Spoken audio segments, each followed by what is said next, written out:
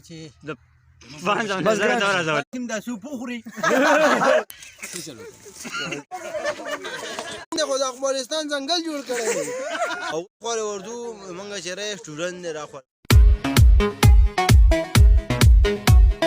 بسم الله الرحمن الرحیم زه یم ستاسو ورور ستاسو خوږ دوست ارشاد خان او ثوابی ځلینا تپوسونه کوو او تاسو ټول موږ سره اوسئ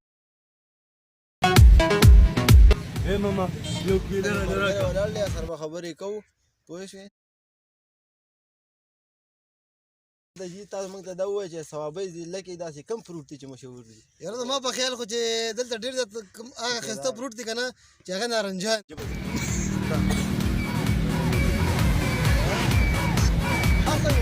هغه داسې چې دلته کې ډېر کباب ولې راځي هغې یې کبابو کې استعمالوي ګاڼو ولې راځي هغې خپلو مربو کې استعمالوي دې د وجې نارنجان چې کېږي که نه جی په دې باندې دلته څه ټیکس شته په دې چې هغه د حکومت د ړندې سترګې د لاندې دي تا ته څنګه پته ده چې په دې باندې ټیکس نشته بس موږ ته خو داسې پته لګي چې دا موږ ته بس ګلو ویلو چې په دې بالکل ټیکس نشته دی ملګري سره میلاویږو او د هغه نه به تپوس کوو چې هر دې باره کې څه ویل غواړي جی تاسو د حکومت په باره کې څه ویل غواړئ د حکومت تیر څنګه و او د راتلونکي حکومت څنګه دی راتلونکي حکومت خو نن سبا ډېر خراب دی چې خیال وکړي وړه هم ګران دي ټماټر هم ګران دي د کار یو شی هغه هم ګران دي چې ورته کار هر څه ګران نن سبا که نه دا شوتل دې پیسې کې یاد کو روز چې سوچ په تیر کال په 1500 روپۍ تیرو اسا کال په 3 ته وګ سوچ کنه مله که سوم بیا زه شوتل براوړو ا تیر کال په 1500 اسا کال په 3000 دی بچې ته ما دا ووایه چې ته تیر حکومت کې خوشحاله یې که د راتلونکي حکومت کې خوشحاله یې دې کې سکول چټیانې ډېرې شوې وي که نه موږ به ستاسو یو بل کړتن سره ملاقات کوو او تاسو موږ سره اوسئ السلام علیکم جی وعلیکم سلام څنګه لیکي خیر دی برابر صحت دی خیر هر کې څه ویل غواړئ داسې ستاسو په اړه څه دي چې تاسو موږ ته ووایئ جی لیونی خولي تاسو خپل چې پړم څه دي هغه تاسو موږ ته ووایئ یاره زه به نور سوی یم خو دومره طبیعي راوځانې په ګنو باندې اوس خلک کم وخت راغلی دی په یو ګني باندې خلک راپورټ کوي دا مې یو غندلو پټې ته څوک نه پرېږدي پوه شوې مخکې به خلکو را رنجان اوس هم دغه اوس چې کوم دی خلک یو بل پې ویشتو او نن سبا چې کوم دی نو ورورې دین راشي دی اوس ما ته هم د رنجانو غل وایي زه چې تاسو ما ته د سردۍ په باره کې داسې تحفه یاده کوي چې تحفه چې کوم دی یاره نو بړستن ما ته ښکاري ښځې موږ دې وخت کې یو سټوډنټ سره ولاړي او هغه نه پوښتنه کوو چې کامران دی جی ها وایي جی تاسو ته دې یو داسې اسان غونډه کې ټک در کوم تاسو بیا ووایئ جی وایي شکر دی تم پاسه مې که نه اتم چې اوښ دنګ دی که ډینګ دنګ دی دا به درې پیرې زر در وې موږ ته اوه دنګ دی که ډینګ دنګ دی غلط شوې اوښ دنګ دی که ډینګ دنګ دی اوښ دنګ دی که ډینګ دنګ دی اوه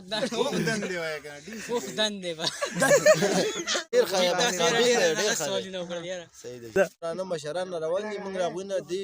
حکومت ګرانۍ باره کې پوښتنه کوو چې دا څنګه چل دی وعلیکم سلام څنګه ګرانۍ باره کې تاسو ووایئ بس هر څه ګران شوي دي تاسو ته پته ده څه ګران دي ټیپر هر شی مولا ګرانې دي پیاز الوګان ټماټر غوړي چیني غوړي د کم خوند نه کم خوند ته ورسول دا ووایه جي خوندور بل دروند مشر نه پوښتنه کوو وعلیکم السلام څنګه چل کاکا جي خیر دی جی تاسو موږ ته د حکومت باره کې څه ووایئ د حکومت باره کې خو موږ هېڅ هم نشو ویلی خو شهین ګران دی حکومت خو ډېر ښه حکومت دی خو شهین ګران دی اوړه ګران شو چیني ګرانه شوه دال ګران شو نو حکومت له دا پکار دي چې موږ ته دا شی ارزان کړي جی موږ اورېدلي چې تاسو شاعري کوئ یو شعر راته ډالۍ کوئ یو شعر راته ګرانۍ باره کې راته یو شعر ډالۍ کوي دا سړی ښځې ته وایي چپ که ښځې نرخونه ګران شو نو دا سړی ورته وایي دا ښځه ورته وایي بچی پاسه راته وږي ماشومان شو چپ که ښځې نرخونه ګران شو وایي لاړه په 1000 روپۍ تروړه شوه زموږ په خوله کې مروړه شوه سپکه زموږ د مل پیسه شوه هېڅ هم پې نه کېږي کودرې د ډېران دي وایي چپ که ښځې نرخونه ګران دي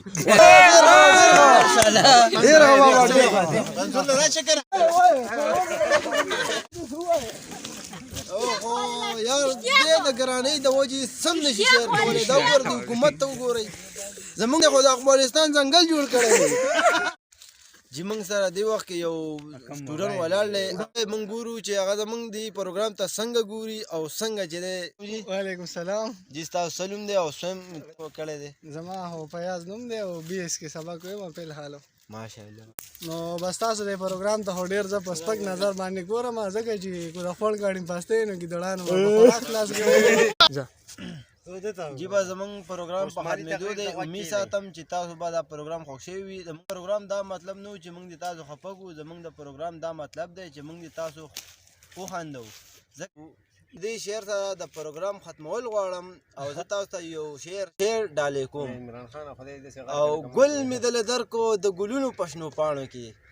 ګل مې دله درکو د ګلونو په شنو پاڼو کې او ته دومره بې وفا شوې چې د وغورځو په کاڼو کې پاکستان زنده‌باد